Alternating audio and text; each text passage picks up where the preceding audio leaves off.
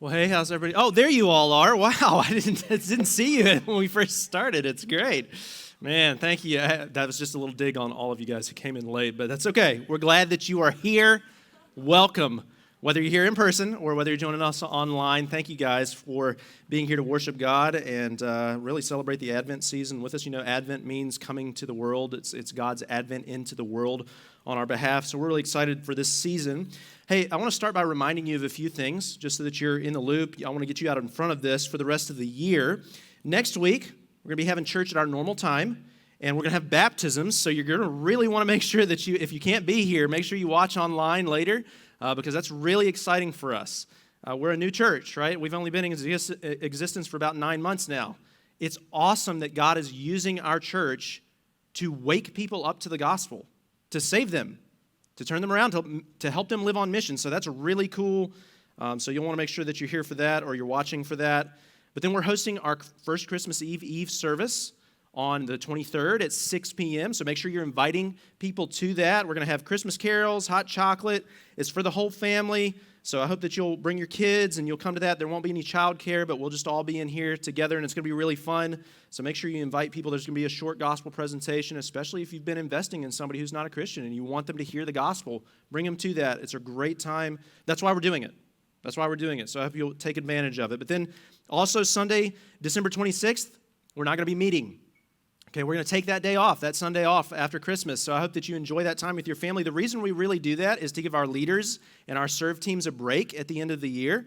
It's just a rhythm that we're going to begin. So I hope you guys will enjoy that day. Spend it with your family. Spend it with people that you've been pouring into with the gospel and you've been living missionally with. Do that and enjoy that day. And then we're going to start back up on January 2nd. Will be our first Sunday back for the year. I'm going to have a special sermon from one of the Psalms on that day, and then we're going to get started in a vision series we're going to call Vision 2022 the following Sunday on the 9th. You won't want to miss that because we're going to talk about who we are as a church and how that's going to impact our year next year. So that's where we're going. I want you guys to know that so that you know where we're at and where we're going over the next month or two. But today, we're going to be in our Reimagining Christmas series again, looking at Matthew chapter 2. So if you want to find that on your device, turn there in your Bible. You're welcome to do that with us. It'll also be on the screens if you need it, but we're going backwards here in this series, right? It's because we're reimagining Christmas. I'm trying to be creative with it, okay? So we were in chapter 3 last week. We're in chapter 2 this week. We're talking about how Christmas is one of the most strategic times of the year to live on mission. Christmas is not about us and our families. That's not what it's about, despite what the Hallmark Channel will tell you. It's about God building His family in the world. That's what Christmas is about. And of course, that's very radical in our American individualistic culture to think like that. It usually elicits one of two responses, either acceptance and belief or rejection and anger. People get frustrated by that. And in our text today, we're going to see how that plays out in stark contrast between Herod on the one hand and then the wise men or the Magi on the other hand. We're going to see how Matthew's comparing the two of them, Herod and the Magi. They both have this dramatic response to the claims made about the Messiah here. One to worship, the other to reject. And of course, we'll see that worshiping Jesus is the only wise response coming out of this, hence the reason why we might call them wise men, because they're the ones who worship, while the choice to reject Jesus always leads to tragedy and frustration and death. And so if you're taking notes today, our main point is that true wisdom is to worship Jesus as King. That's true wisdom. We're going to also see that that's true worship. So maybe you're here today and you're listening to this, or you're listening online, and you're not a Christian. And me saying that automatically starts to rub you the wrong way a little bit, you know?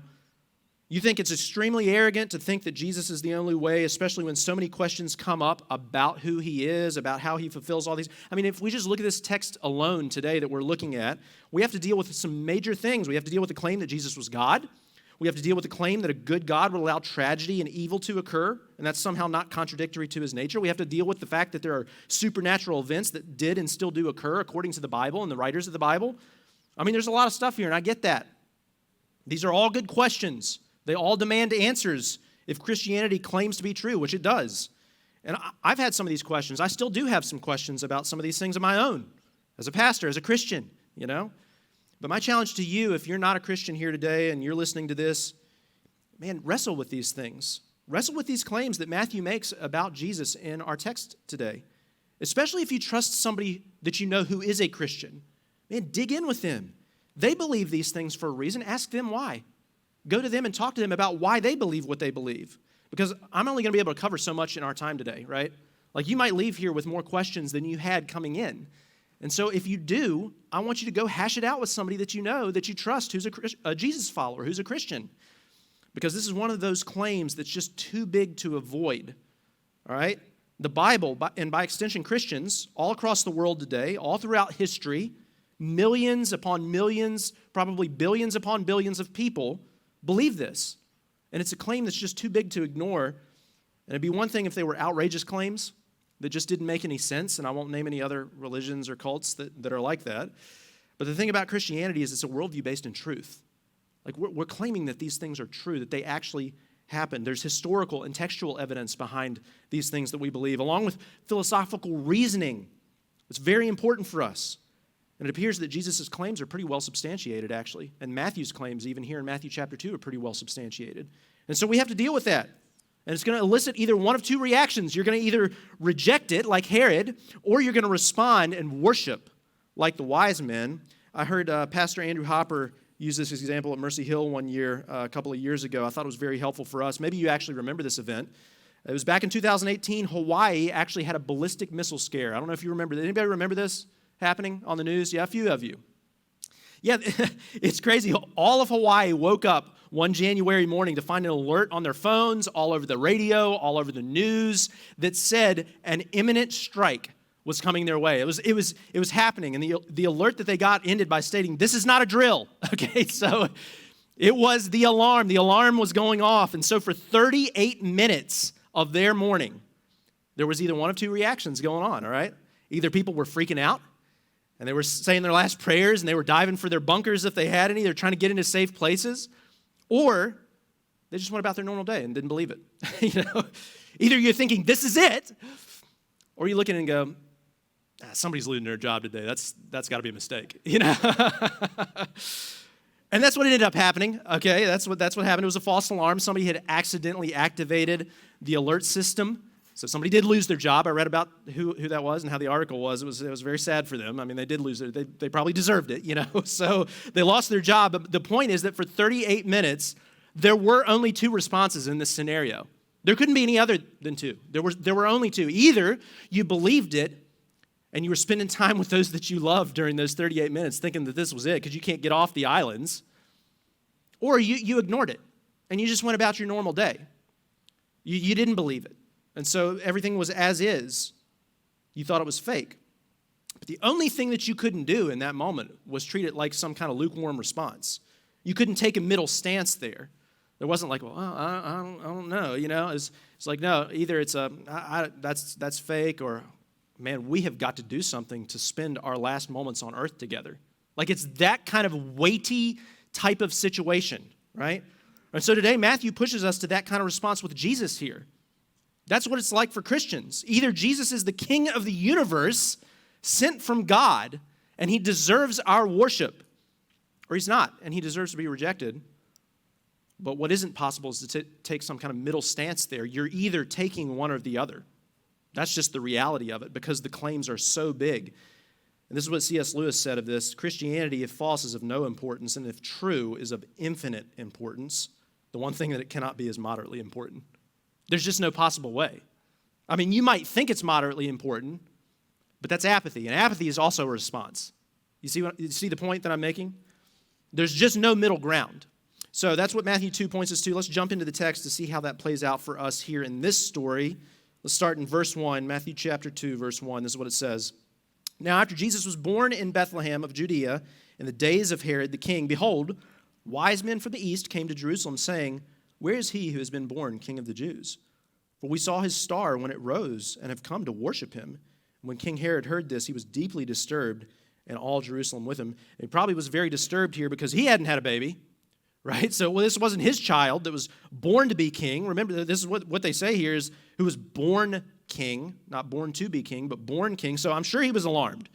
They were talking about the long foretold Messiah to come, is what he deduced here. At least that's how he took it, because in the next thing he says, he assembled all the chief priests and scribes of the people and asked them where the Messiah would be born.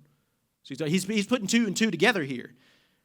In Bethlehem of Judea, they told him, because this is what was written by the prophet. And they quote Micah chapter 5, verse 2. And you, Bethlehem, in the land of Judah, are by no means least among the rulers of Judah, because out of you will come a ruler who will shepherd my people Israel.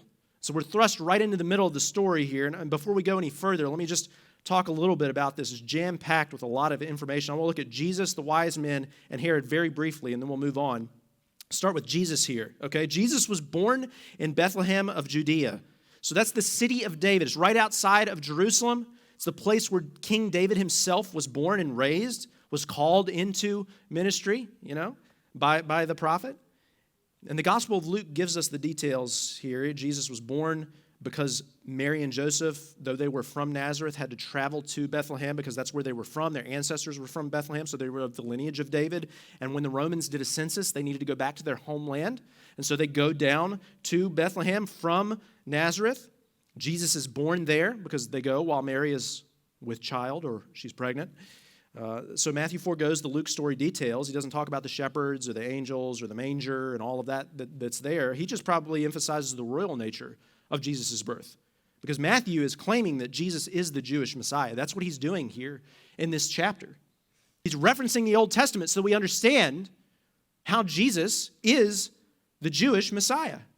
In chapter 1, which we'll study next week when we look at the birth story proper of Jesus, he's already pegged Jesus as a descendant of King David, who's arguably the most honored king in Jewish history, right? And we see him quote several Old Testament prophets in this chapter alone to prove that Jesus fulfills all of these Old Testament prophecies about the Messiah. The one we just read from Micah is a prophecy that the Messiah would be born in a specific place in Bethlehem of the lineage of David. So he's saying that Jesus is the rightful heir to David's throne. He's born in David's hometown.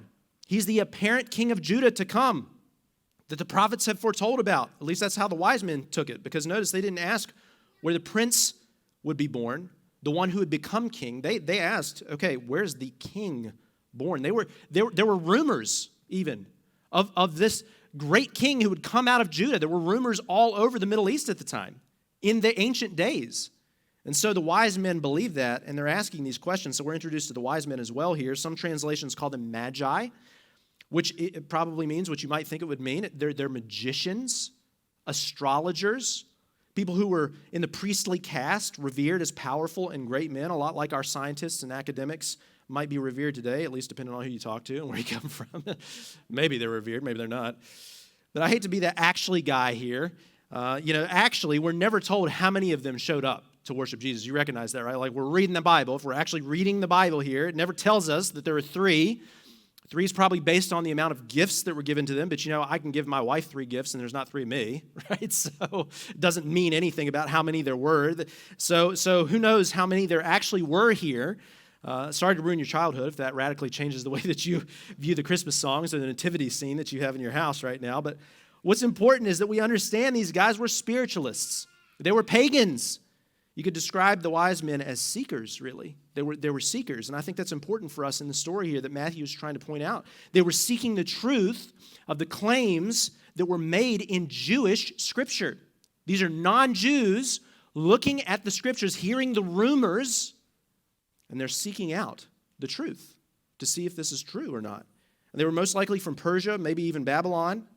So it's highly likely that there were very much still Jewish influences that were there, right? Because if you remember the Old Testament stories, you'll remember guys like Daniel, who had a major influence in the Persian and Babylonian empires, prominent place in the emperor's palace. Mordecai and Esther, that story, they had a prominent place in Persian culture. Later, Ezra and Nehemiah. I mean, there's a bunch of Jews back in this time from this part, from the exile, which is very interesting and a whole other sermon in itself, that there was so much influence from them where they were that now there's rumors about this great king who would come out of Judah, and people are believing it. And there's probably the scriptures from the Old Testament, at least some of the scriptures. You can imagine that the Magi at least had some of the Old Testament writings as a result of that, because the star imagery comes directly from something that Moses wrote in Numbers. Now, I don't know if you remember this story. If you grew up in church at all, we're digging into the Old Testament stories a lot here, because that's where Jesus comes from. That's where the proof texts come from for Jesus as Messiah. And there's one in Numbers about a guy named Balaam. Maybe you remember him most notably for his donkey that talks to him. I don't know. It's a very, very weird story if you go back and read this in Numbers chapters 22, 23, and 24. But to make a long story short, basically Balaam prophesied about the Messiah. And he does this in chapter 24. He says, I see him, but not here and now. I perceive him, but far in the distant future. A star will rise from Jacob. A scepter will emerge from Israel. That's Numbers 24, verse 17. So that's probably what this is in reference to. This star that the wise men followed is probably a result of this prophecy. However that looks, however it ends up connecting in their astronomical studies, however you say that, these guys were stargazers. They were looking, they were seeking, they were trying to figure out whether the claims of Jewish scriptures like this one could be taken seriously, and they decided to test them out. As they did their stargazing, as they did their investigating, it's really cool that they were taken straight to this newborn king in Bethlehem at this particular time in human history. Very cool stuff. But then there was Herod. Okay, so let's move on. We could talk more about them. But Herod and the religious leaders that were there as well in Jerusalem, they weren't convinced of all these things. They didn't want to worship. They weren't testing the claims. As a matter of fact, they were alarmed by them, right? They didn't want to believe it. Herod was the king appointed by Rome over Judea at this time. He was really not Jewish. He was, I think, was an Edomite. Maybe one of his ancestors was Jewish or something like that. But he represented the Jews. He was the king of the Jews. That was his title. And he had the ear of all the religious leaders of the Jewish people at this time. And see, when they all heard these claims, they were alarmed. They didn't want to believe it. And this is just my take on it. But they were probably alarmed about the Messiah because if it was true, it would upset their status quo. Like they didn't want to be made uncomfortable at this time. I mean, again, that's my take on it. But I mean, that's what the Messiah was there to do. That's why the Messiah would come. He was supposed to challenge the oppressors of the day and shake things up, right? So the Messiah will upset our status quo. If you're taking notes, I think that's worth writing down. That's what the Messiah should do. That's why he would come. But see, they had peace, and they didn't want that to be upset. They were somewhat left alone to be in charge of the people in Judea. They didn't want to change that. They didn't want to change their influence and their power. They felt threatened by the Messiah. They didn't want him to come and upset their comfortable lives. And the contrast is further made in the next part of the story. So let's read the rest of this. I'm going to read all of chapter 2. I just think it's a good story. We probably know it, or at least parts of it, if we have heard the Christmas story at all. But very interesting. And then we'll get into our points for today after I read all of this, so stick with it here. Then Herod secretly summoned the wise men and asked them the exact time the star had appeared. And he sent them to Bethlehem and said, "Go and search carefully for the child, and when you find him, report back to me, so that I too can go and worship him." False, but that's what he says to him. After hearing the king, they went on their way, and there it was, the star they had seen at its rising.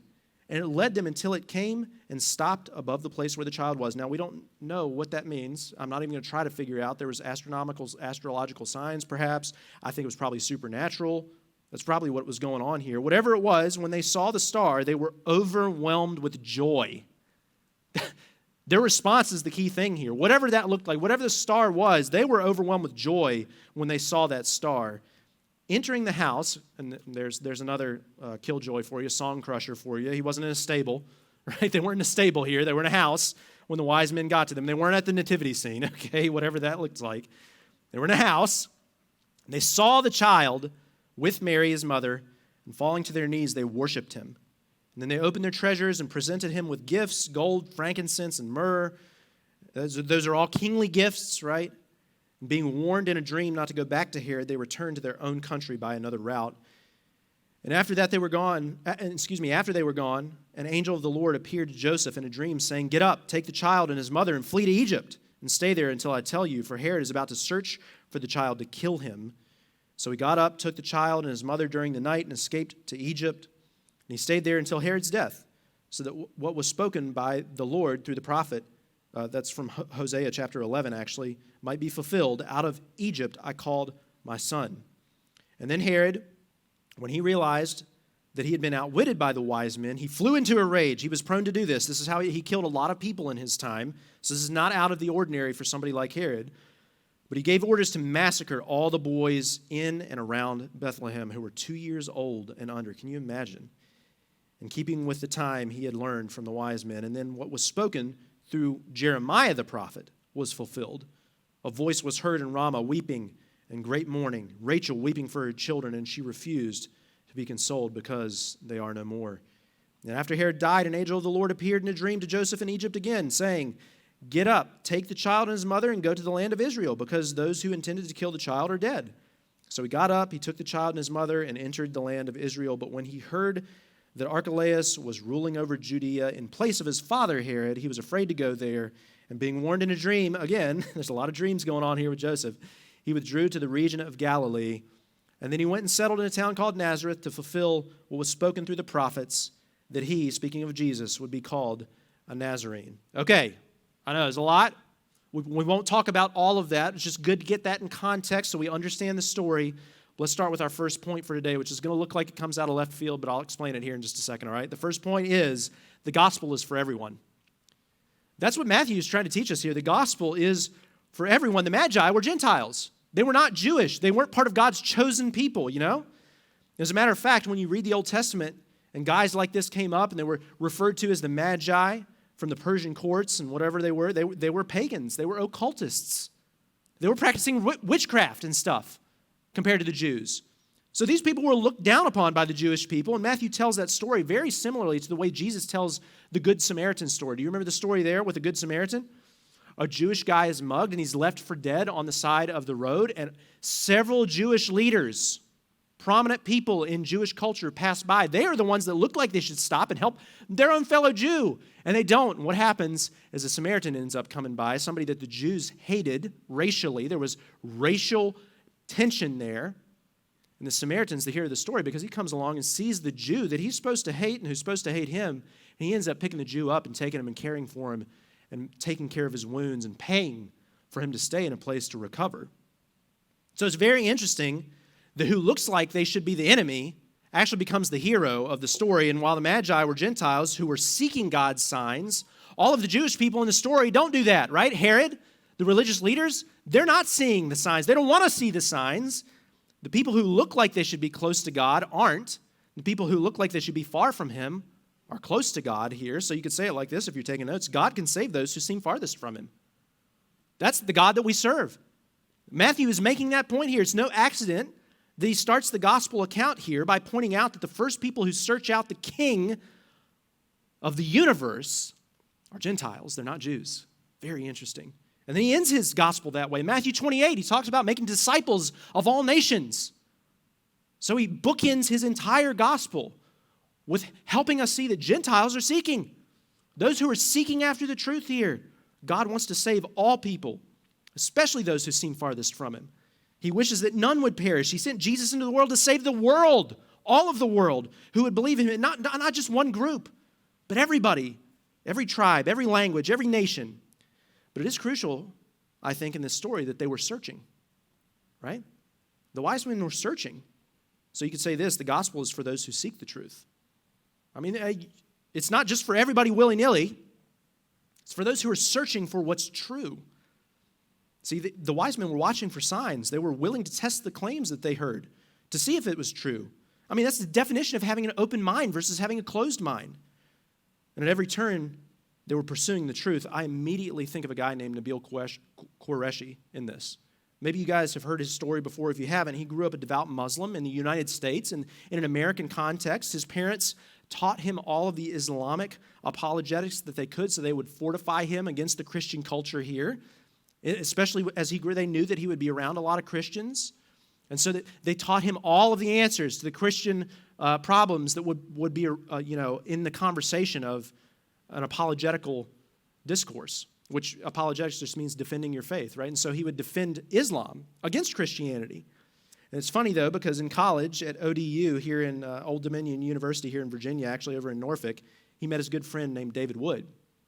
And David started having conversations because David had grown up a Christian.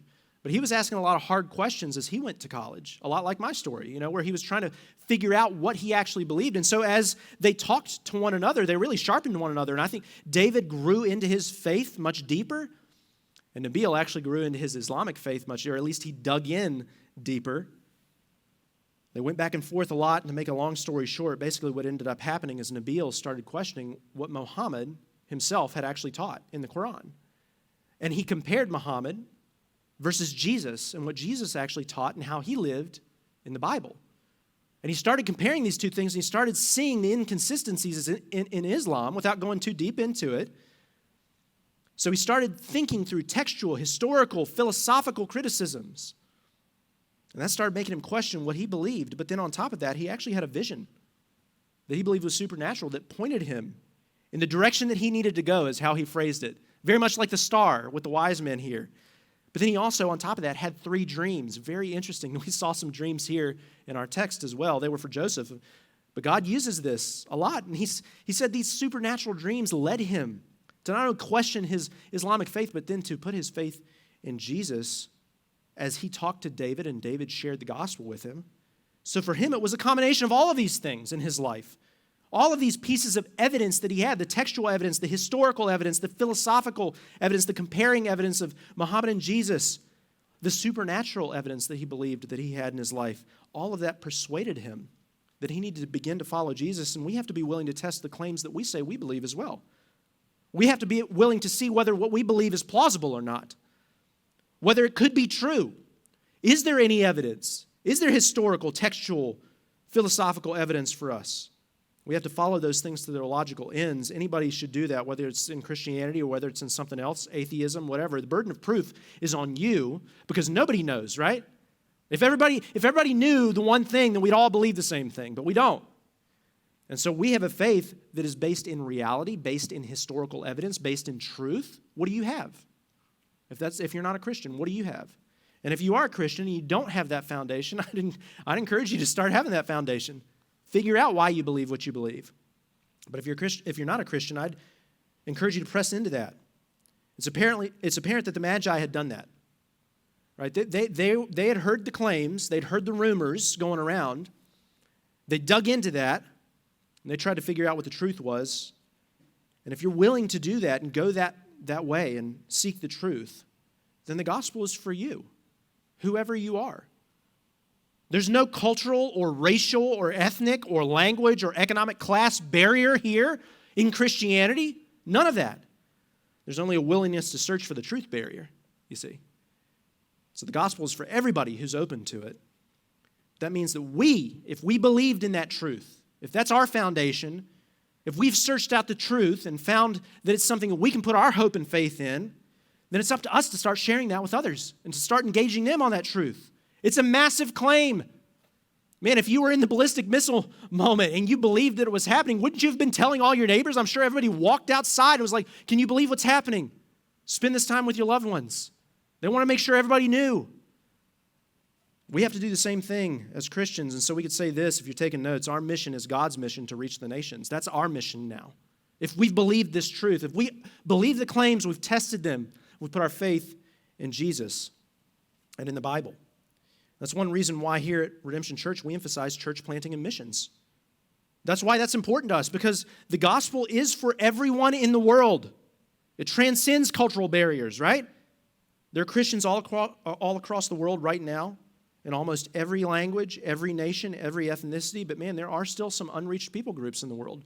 People who have never heard and have no access to hearing like we do in the United States. There might be unreached people here in the United States, but they have access. We have the internet. They have freedom. They have neighbors around them. There are churches everywhere in the United States still. I don't know how long that will last, but they're still here, right?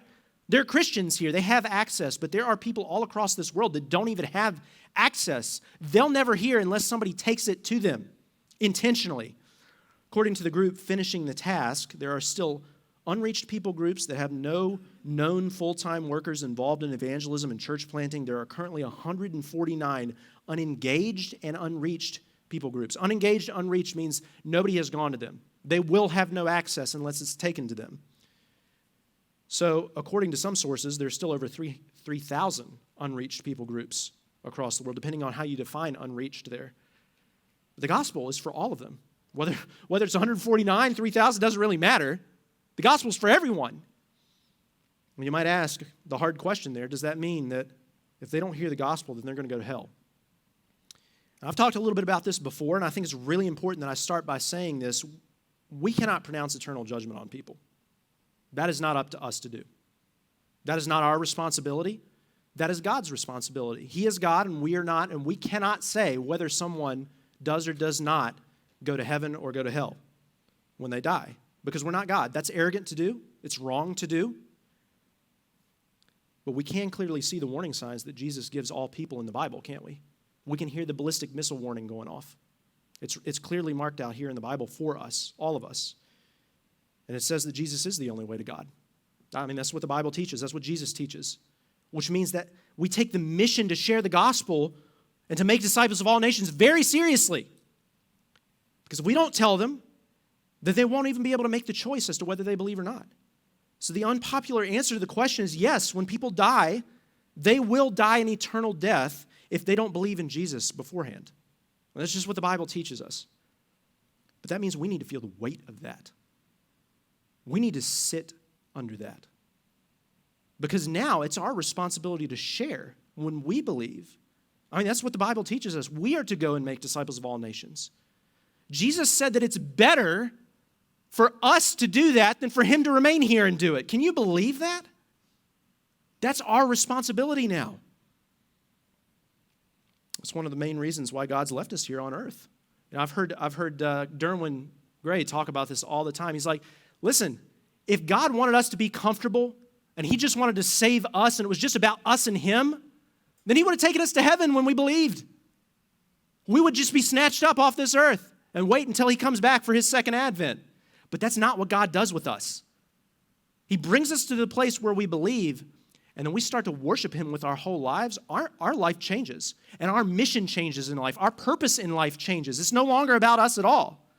It's about him and reaching the world.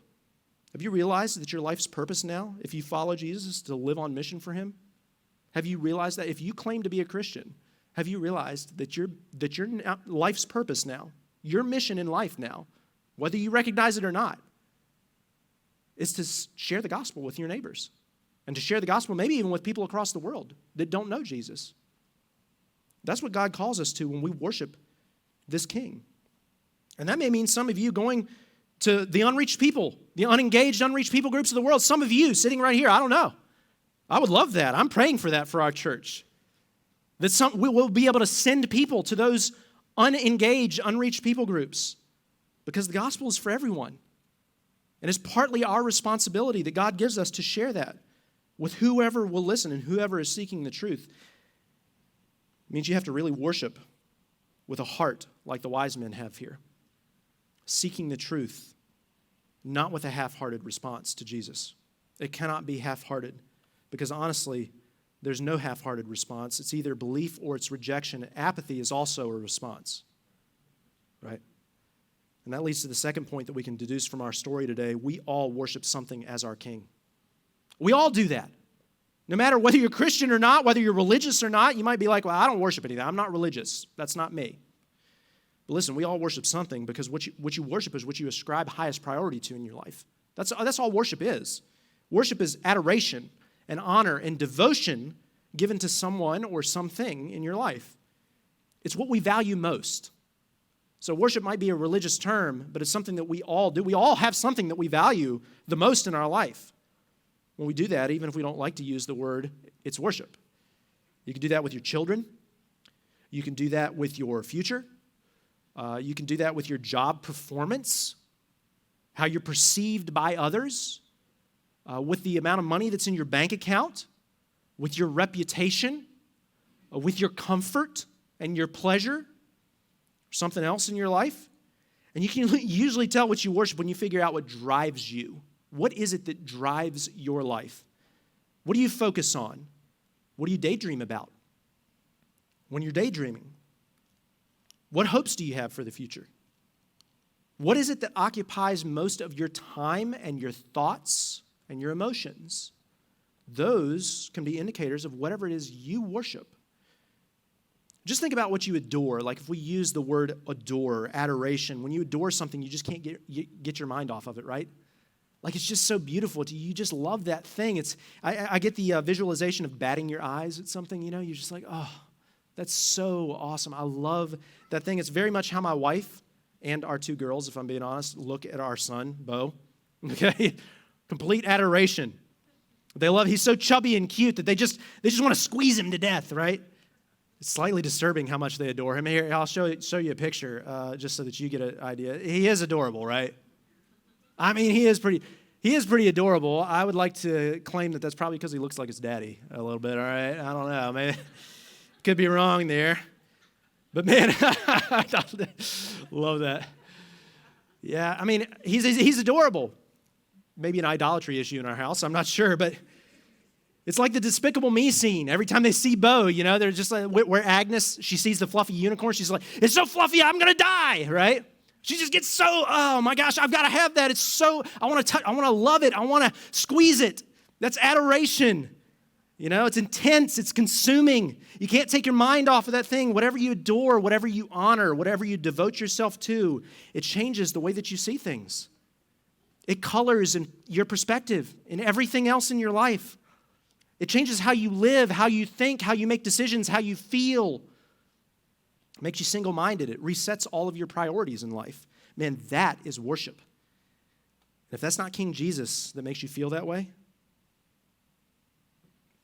I want to be gentle here. You're probably not a Christian. Like that's just probably the reality of it. If you don't feel that way about Jesus, if you don't have that longing, if you don't have that, I just want to see him. If you don't have that in your life, you might not be a Christian. Even if you've been a churchgoer most of your life, many cultural Christians grow up in church. They've done this and they don't even realize it. But they've gotten just enough of the truth. They've gotten just enough of the gospel just to be inoculated to it. They don't end up really worshiping Jesus with their whole life.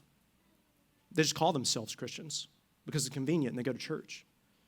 They see going to church as a way to get to God and to please him with their lives rather than seeing that they're a part of the church that God has saved for his mission in the world, you see.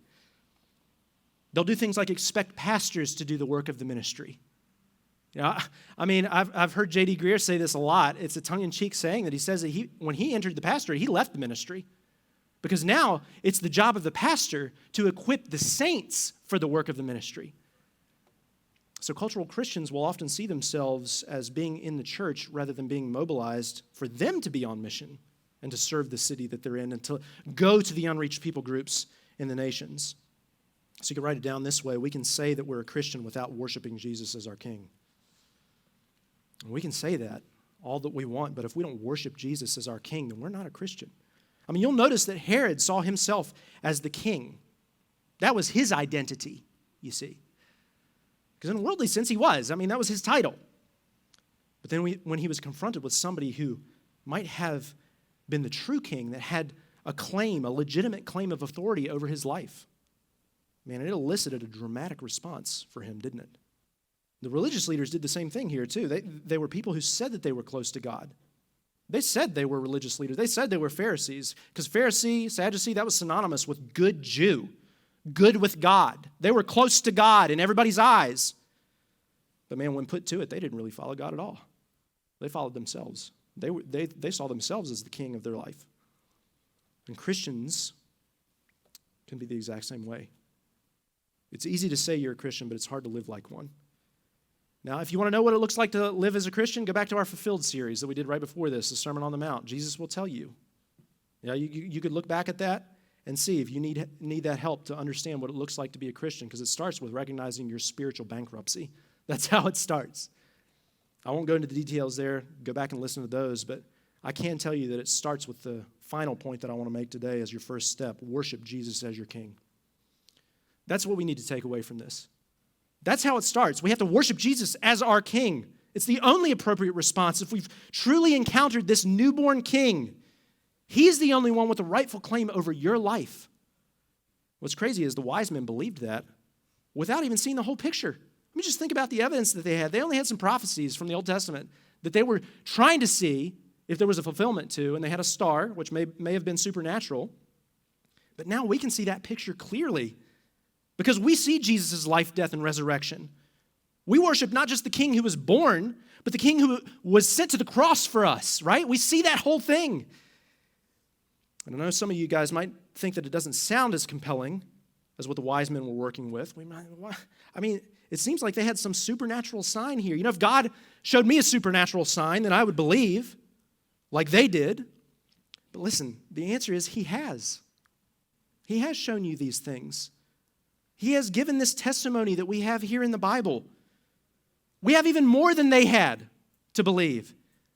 They only had the Old Testament. We have all of the accounts of the New Testament, like Matthew's gospel here, that show us how Jesus fulfilled all of the Old Testament prophecies. He points it out in black and white, that we can go and chase those things down and see, did this happen? Did this happen? Yeah, all these things line up here. And if you track out all the Old Testament prophecies that talk about the Messiah, there are 60 major prophecies that are clearly about the Messiah in the Old Testament. There's hundreds of other implications that we could make, but there's at least 60 major prophecies, like what Matthew quoted here in his text, that predict where the Messiah would be born, like in Bethlehem from Micah that we read, how he would be born of a virgin, that he would be of the lineage of David, that he would die a bloody death and be pierced for our transgressions, that he would be a suffering servant and yet be a king, and there's a whole bunch more, right? Jesus fulfills all 60 of those. That's what's crazy about this. The likelihood that anybody would fulfill perfectly, down to the last detail, just 48 of the prophecies is, get this, the statistics are astronomical. 1 in 10 to the 157th power. That's 10 with 157 zeros after it. That means there's no chance here. There's no chance that this would just happen. It's not a happenstance. It has to be hyper-intentional. I know that may not answer all your skepticism about the Bible if you're still on the fence. You need to go and chase down whether these prophecies are actually trustworthy or not. We do have things like the Dead Sea Scrolls. We have historically verifiable evidence. We have ancient manuscript evidence. I mean, you go chase all of that down. And if it's not convincing to you, man, do that. I would implore you to go find the answers on your own, because the claims are huge here. And if it's true, and if it really is trustworthy, and Jesus does fulfill these prophecies, they weren't written after the fact. They were written thousands of years, in some cases, before Jesus was even born, and we can verify that historically, then man, something's going on here, right? Something's going on that we need to respond to, because if we don't respond, then it's a response, you see. And what this is telling us here, what Matthew is showing us, is that it is wise to worship Jesus as our King. There is evidence. These claims are true.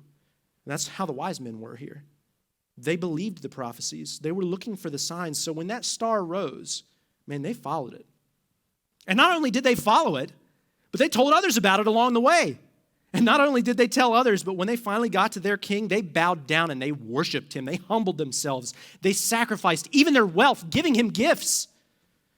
Now, I'm sure they weren't perfect.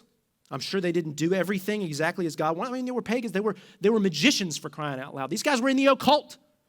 And yet they recognized something, and they gave a radical response to what they saw was true, giving their time, talent, and treasure. You know, I could get it back to that somehow, right? So you could write this down as a point. True worship is giving your time, talent, and treasure. That's what true worship is. That's why we use that language here at Redemption Church. That's why we make a big deal out of it. You see all three of them here. If we look at the wise men, they used their talents of stargazing and all of their wits, their academics, their skills to read the situation, to pursue the truth, and to search out the king. But then they traveled probably over 1,000 miles, which could have taken them up to 5 months with a large caravan of people to complete at this time in human history. So they were willing to give a lot of time to this endeavor, because then they had to travel back. I mean, it doesn't say how long they stayed either, so who knows how long they stayed. So this was a month's endeavor, maybe probably a year or more. But then, of course, they gave their material wealth away in his honor, didn't they? And it wasn't out of duty that they did this. It was out of adoration. They looked at that baby, and, well, I guess it could have been the same response as my wife has to Bo. At least they had it spiritually, you see. They had that response spiritually. They just had to see him. They were so compelled that they wanted to be there. They wanted to give of their time, talent, and treasure. They couldn't help but worship him. They couldn't help but give gifts to the one who's the greatest gift that the world has ever known. Their hearts were so full. They were willing to empty themselves of everything because they were so full of God's presence and God's joy as they worshiped. They were willing to give their time, talent, and treasure. The problem is we all have a little Herod sitting on the throne of our own heart. See, that's the problem. When it comes up against it and we see that we should be worshiping like they did, we know that we all have this little Herod sitting on our own heart's throne. We all think that we should be the king over our own lives. We all do this. This is the human condition. But setting your own desires on the throne of your heart always leads to death, destruction, frustration. I mean, for Herod, his idolatry leads to rejection of the true king. Yes, but his sin leads to the brutal murder of all the boys in and around Bethlehem that are under 2 years old. I mean, it leads to literal death and destruction for families. See, he was willing to go to great lengths to kill the king of his heart, to the point that he was willing to kill others to make sure that he didn't have to worship the king. That's what our sin does in our lives. Even if it never leads us to kill someone, though maybe it has. I don't know your story. Maybe you have had to go through that. Abortion is very prevalent still. I know the numbers are going down, but man, it's very prevalent in our culture today. Christians have to recognize that there has been complete grace. We worship the King because he has shown us complete grace in those moments. Even though our sin takes us to the depths of where we should go, it takes us down to the deepest, darkest holes that we could go into. We serve a King who has shown us so much grace that he came down into the world for us, to be there with us in that ditch, in that downward spiral. See, sin always leads to death. You can write that down if you're taking notes. Our sin always leads to death. Whatever that looks like, spiritual death, physical death in the end, it leads to that. And that's actually the answer to the problem of evil that most people who aren't Christians will point to as a reason not to believe in God. Actually, because, sorry, not to be the actually guy. But see, they'll ask questions like, why did God allow Herod to kill these children? This is brutal. It's wicked. It's evil. Why would God allow this evil act if he really is good? Couldn't he step in and stop all of the evil in the world? Stop our evil if we're really evil, right? We'll ask all these questions, but see, God gives us a choice as to whether or not we are going to accept or reject him. And with that choice comes personal responsibility in our lives. Herod was responsible for his reaction to Jesus as the true king. See, he thought he was the king. That was his response, and it led to this evil, and it led to this tragedy, and it led to death and destruction. And that's what our sin does every time. But see, there's only one true king that we should be worshiping, and it's not us. It's not you or me. Jesus was born not just king of the Jews, but king of the universe, and he lived a perfect life for you and for me in our place. He lived the life that we should live, but we don't. And he dealt with our sin by living that sinless life on our behalf, you see. But then he didn't stop there. He died in our place, the death that we deserve. See, he took on that punishment for our rebellion. We have tried to usurp the throne. We've tried to take the king off of his throne. That's treason. And that kind of treason deserves death when we try to be the king over our own life, when there is a real, true king that deserves our worship. See, the beauty of the gospel is that the tragedy of the cross is the only thing that can deal with the tragedy of human sin. It's the only thing. So you can write it down this way. Our sin leads to death, but Jesus' death leads to life for us. His death leads to our life. That is the beauty of the gospel that we see here. Our King bore a crown of thorns for us. Our King had a sign posted over him in mockery that said, King of the Jews. Our King died so that we could live. What other king would do that for his people? What other king? Only the God of the universe, who really is good. He really is benevolent. He really is for us. But see, the beauty of the gospel doesn't even stop there. Listen, he lived the perfect life. He died the death for us, but then he rose from the dead to destroy death so that one day he'll return as a victorious king for his second advent. See, at Christmas, we celebrate the first advent, right? But we're also looking forward to the second advent when he comes as this victorious king, and he's going to raise us from the dead with him. Man, that is the beauty of Christmas right there. Because now when we believe in this king that we see laying in a manger, yeah, we're going to follow him imperfectly. Yeah, we'll still rebel at times. We're not going to be perfect in our life, but God isn't interested in our perfection. He's interested in our worship. We will worship him if we really see him for who he is. We see him as the king who was born into the world and who died for us His death covered all our sin, past, present, and future. He's going to bring us into perfection in His own time. He's going to complete that good work that He started in us. Right now, our wise response is to simply worship Him. Yeah? That's what we're here to do. And that worship will produce fruit. And we will begin to live a certain way. But we got to get the priorities right. And Christmas calls us to go back and to reevaluate our priorities. Have we been relying on what we can do as Christians? Have we been relying on our religion? That's still setting yourself on the throne of your own heart. You realize that, right? Because you can control that, you see. But our God is not to be controlled. Our God has shown so much grace, so much love. He's done it all for you. He doesn't expect us to be perfect. He expects us to worship. So worship today. And this is not a message that elicits a lukewarm response, is it? When somebody starts hearing this kind of truth, that this is what Christianity, this is what the Bible, this is what Jesus taught, they're going to have one of two reactions. It's either going to be to reject Jesus as the king, or it's going to be to bow.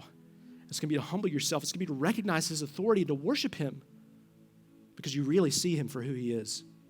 And if you're a Christian here today, you might need to see where you could be holding something back from Jesus as your king. You might need to repent and turn back to Him and say, God, I recognize that I'm not giving up some things. I've maybe been living in a certain way that's not consistent with this grace that You've shown me. I've not been really worshiping You with my whole heart. Don't hold on to those things. That's foolishness. Don't hold on to any of that. Be wise. Worship Jesus totally. Give Him your whole heart, your whole mind, your very life.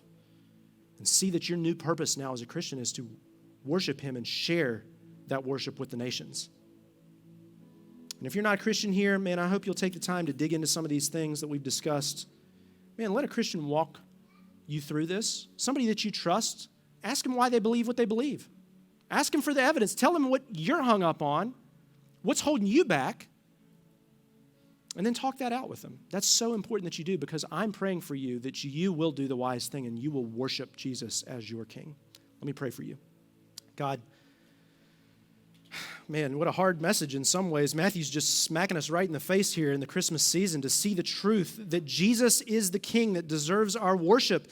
God, I pray for all of us here that we would bow to You in our heart, that we would really see Jesus for who He is, and that if we are just hung up on some of these things, we don't believe that this is rooted in truth. We don't believe the Bible is verifiable. We don't believe that it's trustworthy. It was written by a bunch of men. It was written by all these things, thousands of years ago. It's not trustworthy. God, I pray that if somebody is here thinking that or listening to this online, that they would dig in, that they would reach out to someone they trust.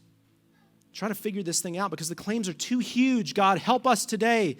And if we're Christians here, God, I pray that we would leave here worshiping You as our King with our whole heart, living on mission for You, because the gospel that we have believed is for everyone.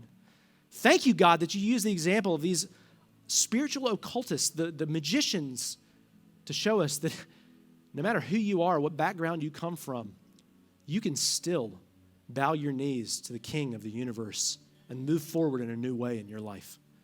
Oh God, I pray that if there's someone here who is struggling with that they would believe today. And God, I pray that if they believe, that You would push them to be baptized next week so that they can take their first step of obedience in following You as a disciple of Jesus, as a follower of Jesus' teachings. Please, God, push them to that. And we're thankful that You've already pushed some to that. And we're going to have baptisms next week. It's going to be awesome. Thank You, God, that You're doing that here at Redemption Church. That's why we came, to see You change people. God, that's just all You. It's for Your glory. You are the King worthy of worship. And we know that wherever the gospel is preached truly, You will be present and You will work in people's lives, and they will be called to one of two responses: to reject or to believe and worship. So I pray, God, that if people are hearing this, they would believe. We pray this in Jesus' name. Amen.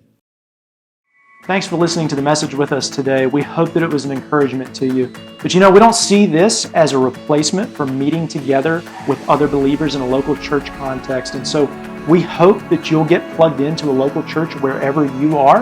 And if you're here in Roanoke, Virginia, we'd love to invite you to plug in with us at Redemption Church. For more content and resources, just check out our website at redemptionroanoke.com. Thanks again for listening.